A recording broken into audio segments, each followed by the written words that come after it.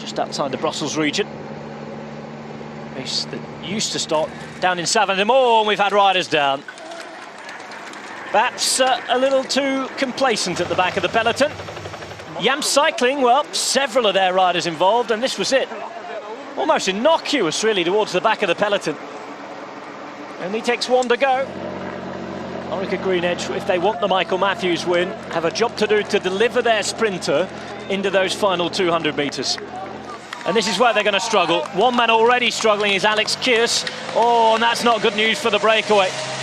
They need each and every one of their three men here to have any hope of staying out for a while longer, really. So the break took 90 kilometres to go, and 2/3 of it survived not too long. Not even 100 Ks out there. Well, 38 Ks to go against And de la Place Rilden, and it's all back together again in the Brabantse Pijl. Counter-attack time, and here we go. Wanty Group Gobert want to make this interesting and difficult. Tim de Trooijer, he's got a Lotto Soudal rider all skin suited up and ready, trying to follow him. Rompot want to join in this as well, and there's a move too from inCycling. It's David Tanner again. So latest attempt to try and get away, and it's one that BMC and Orica Green Edge are going to have to work hard to control now. Gilbert is close to the front then. The memory one, after attacking early on last year, still came back, still had the force to go again. Will he go for an early one again today? With Hermans out there already, you never know. They have them in their sights, the main peloton. 32 seconds behind the two leaders, just 12 seconds behind that intermediate chasing group. Hermans and Tanner, how long can they keep this going for? Gilbert is ready, fourth wheel, ready to pounce. If he comes across, attacks and wins this, then BMC have done a sterling job for him today. Hermans has ridden his heart out. And Gilbert attacks. Philippe Gilbert doesn't want a big sprint. And here he goes.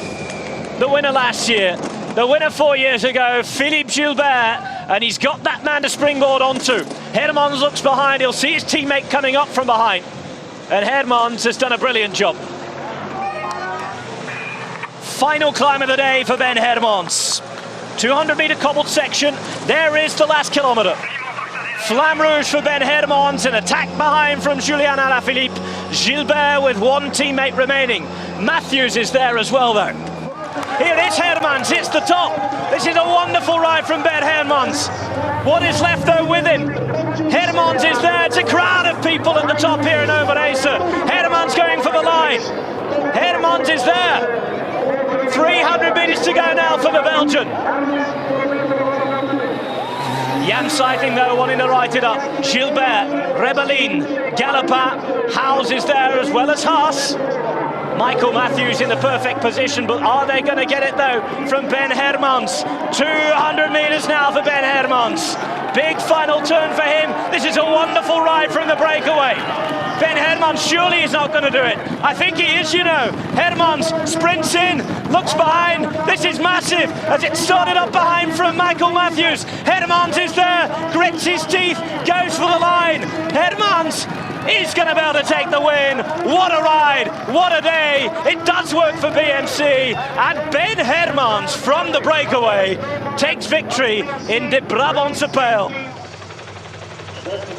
Ben Hermans wins Brabantse Pijl 2015 from Michael Matthews, with Philippe Gilbert, two-time winner, settling for third place. Today though, it's all about the winner. Just a third career win for Ben Hermans of Belgium. Win number 6 for BMC Racing of the season. Lovely to see a guy who normally works as a domestique for the year getting a big win like that. It is the biggest win of his career. So the 56th Brabantse Pijl looks like this, leaving Leuven and heading southwest before heading up to pay homage to its former finish through Nivelles, the first hill of the day, coming at the Rue de Halle, then the Alsenberg where this race used to finish, Breuneput, and then back in towards Nivelles, and to the 3 local finishing laps of 23.4 kilometres, 4 times across the line in Overijse, finishing with that final 26th helling, the Schave. 4 riders ahead. They've had a maximum gap of around 5 minutes. One long line of riders, 85 kilometers remaining in the 56th Brabantse Pijl. Sounds as though we've had a crash. It's the Danish national champion, Chris Anker Sorensen. Let's see how it happened. Oh, and it's right in the middle of the group. 42 seconds of an advantage over the peloton. Now, is this going to settle down again? Because Daryl Impey in here, alongside Duby and Ethics Quickstep Seri, means that this is an extremely strong group.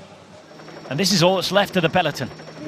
Alaphilippe and Wellens, the last rondo, the last lap. 11 seconds, Alaphilippe showing that he's ever so slightly stronger than Wellens at the minute. 15 seconds, the gap grows again. Any hesitation is going to play into these guys' hands. So what a group this is. Alaphilippe, Tanner, Galopin, Vakoch and Gasparotto. Final left-hand turn and then they're on to Scave for good. It's about 700 metres from here. Last wheel in the white, it's Tanner on the left-hand side. You can see Vakoch, and Vakoch is attacking now the Czech champion.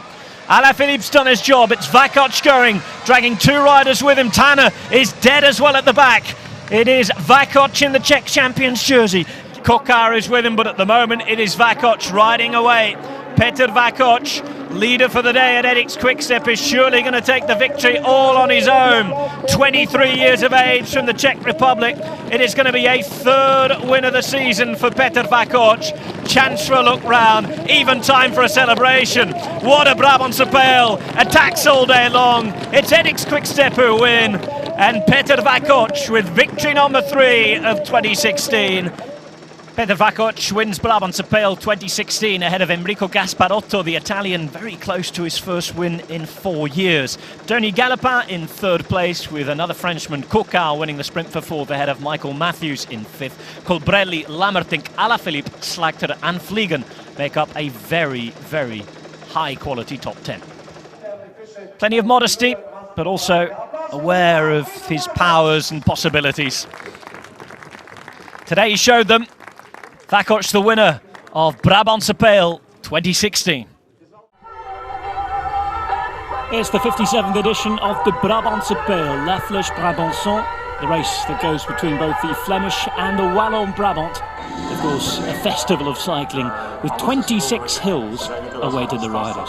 But it's all about Philippe Gilbert for Quickstep, who's taken a break since winning the Tour of Flanders, but he's back looking to take on the Ardennes as well as he's taken on the cobbles.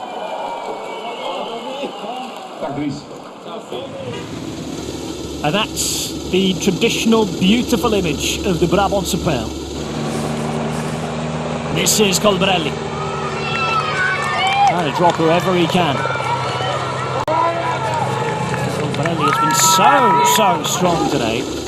He still has Gasparotto behind. Now then, it's all kicking off. Lotto Soudal launch an attack, and there's going to be a response from Vakoch. In the meantime, Bertrand Lindemann gives it a go from the front. Such an exciting race this. Just 4 kilometers to go. Anybody's win.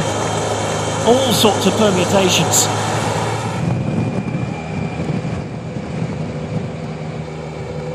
So if they look around, if they wait, there's trouble. And there is that little bit of hesitation now. 1.5 kilometers to go. They can't afford to do this. But can Vakoch do it? It's Devenines who's trying to help him here. 76 on the right-hand side. Lindemann is there. Peloton approaching behind. They have to be careful because Michael Matthews waits, as does Gasparotto. Coming up to the final 200 metres now. It's a big job being done here by Cannondale as well, because Kokar is there behind for Direct Energy. In the meantime, it's Colbrelli who could pull off a brilliant win here if he's able to do it.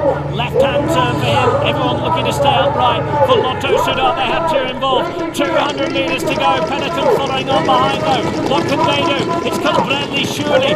Colbrelli is the fastest. Can he get it? Colbrelli hits the front from the breakaway. What a win. This is going to be Sonny Colbrelli for Bahrain Merida with one of the brilliant classic wins.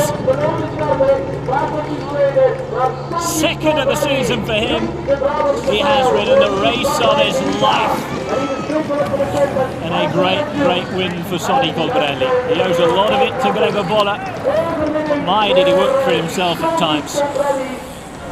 Colbrelli then beating Vakuc, Note in third place. Tim Wellens, late attack, took him into fourth place. Great ride from Bertjan Lindemann. Chrisio Jensen as well, with Dries Deppen as strong as ever. Dillian Kampenaerts and Laurens, of course, a top 10. Colbrelli, the pick-off. It's time to transition from the cobbles to the hills, from the cobbles of West and East Flanders over to the Ardennes, and we meet somewhere in the middle. It's the Brabant today and the Brabantse Pijl, and the last team to sign in with their black armbands on, remembering Michael Collaerts with his birth and passing dates on those black armbands, received a huge applause as they came onto the podium. So down went the flag and the first attacks begin, and today they were always going to be in the breakaway, honouring the memory of their fallen teammate.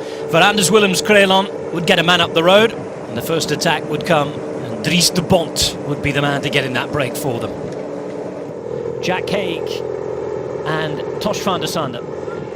Just 15 seconds now on the rest of the group that's been caught by the rest of the peloton.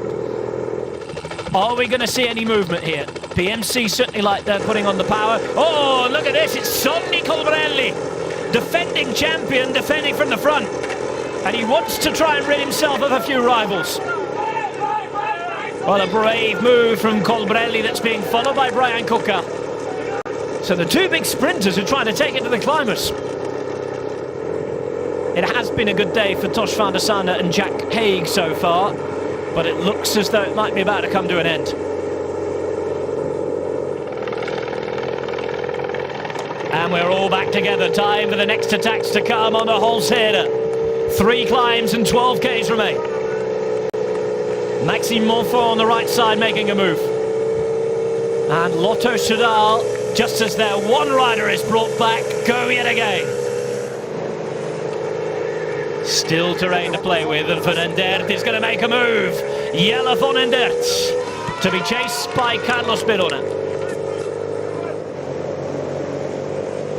And this is where Tim Wellens is going to make his move. Tim Wellens on the attack. Winner of the Tour of Andalusia. And he's going away on his own right now, forcing Gasparotto to chase. Pauls couldn't hack the pace. One man we won't be seeing at the end, Bob Youngles, kaput. Wellens going like a train. One climb to get over, the Schave. And behind there's no real collaboration. There's no one team with several men to do the chasing. 24 seconds, the gap's growing, if anything, for Tim Wellens. There's that right turn, and he's going to head on to the Schave for the final time. Here come the cobbles on the right-hand side.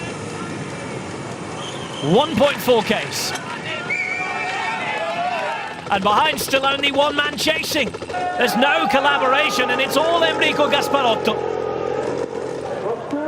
It's all about Tim Wellens, who looks to have it.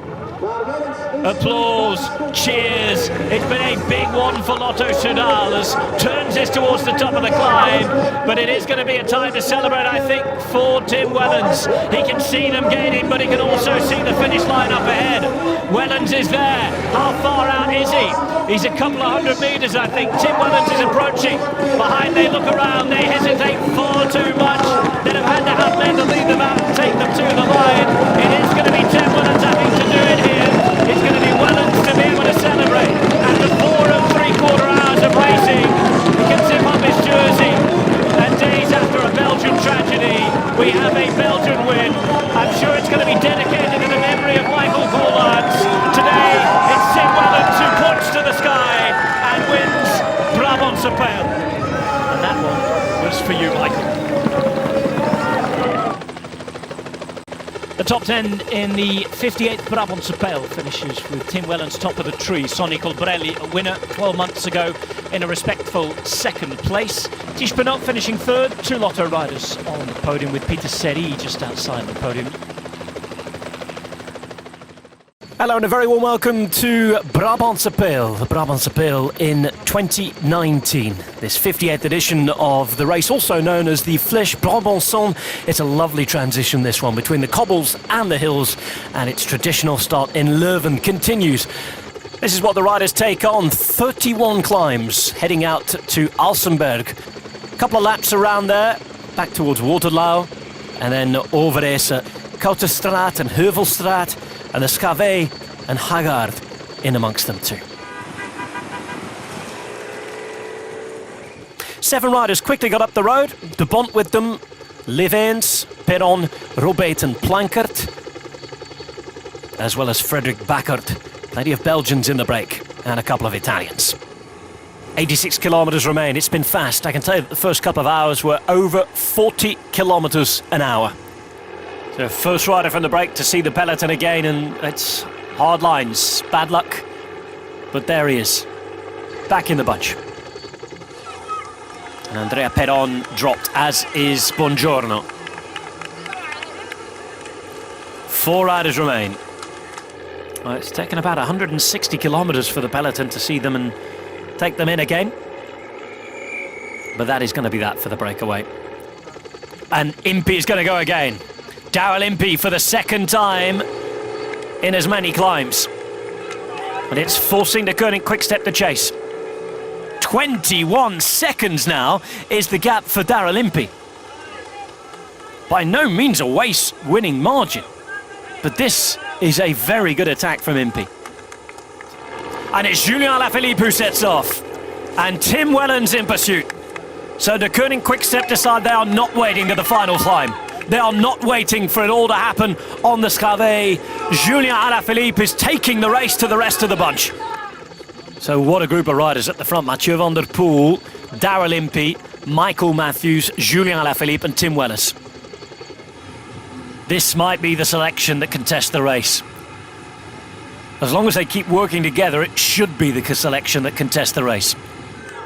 And it's Alaphilippe who attacks. Alaphilippe who attacks around the corner at the top of the Eskelderlaan. Alaphilippe taking off, and Matthews can't follow. Mathieu van der Poel looks like he can, however.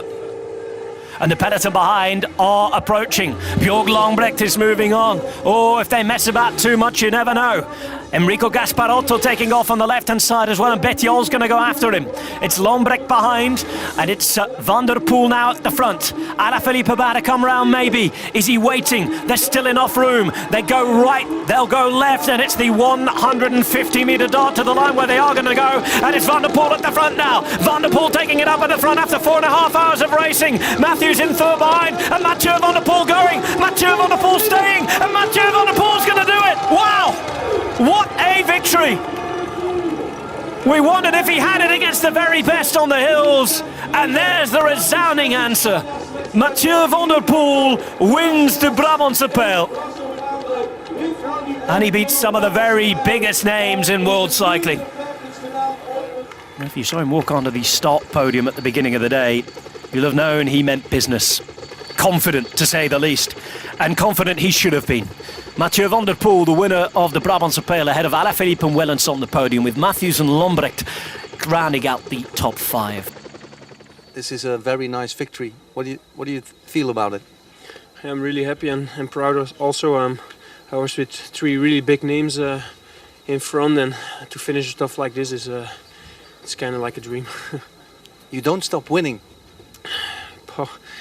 Yeah, I'm really happy, and I said before the classic season that this race suits me the best, in my opinion, and I'm really glad to show that.